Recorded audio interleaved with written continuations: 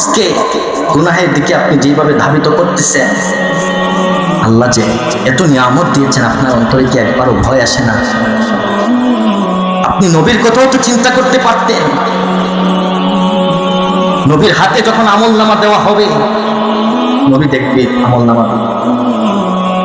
জিজ্ঞাসা করবে যখন, উম্মত তোমার জন্য আমি নবী তায়েফের ময়দানে রক্ত দিয়েছি, তোমার জন্য আমি তায়েফের ময়দানে রক্ত দিয়েছি, তোমার জন্য আমি উহুদের ময়দানে আমার দন্ত মোবারক শহীদ করেছি, তোমার জন্য আমি নবীর সাহাবী, কলিজার টুকরা সাহাবীরা হাসান হুসাইন তারা জীবন দিয়েছে, শহীদ হয়েছে শুধুমাত্র তোমাদের জন্য, তোমাদের দ্বীন ইসলামকে জিন্দা করার জন্য।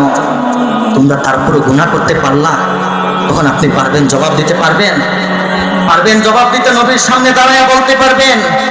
নবী যখন জিজ্ঞাসা করবে, উম্মত তোর জন্য তো আমি কত কষ্ট করেছি নবী, আমি নিজে না খেয়ে থেকেছি, আমি চাইলে আল্লাহ জান্নাত থেকে আমাকে খাবার দিতে পারতেন, আল্লাহ চাইলে আমাকে জান্নাত থেকে খাবার দিতে পারতেন, কিন্তু না, আমি তোমাদের জন্য কষ্ট করেছি, তোমরা তারপর গুনাহ করতে পারলাম, তারপর পারলা আমি নবীকে ভুলে যাইতে, তারপর পারলা তোমরা ওই রবকে ভুলে যাইতে, যেই রব তোমাকে 5 ওয়াক্ত নামাজের জন্য ডাকে, যেই রব তোমাকে রিজিক দান করে, যেই রব তোমাকে হায়াত দান করেছেন, যেই রব তোমাকে বিনামূল্যে অক্সিজেন দিয়েছেন, সেই রবকে ভুলে যাইতে পারলা? তোমরা পারবেন জবাব দিতে?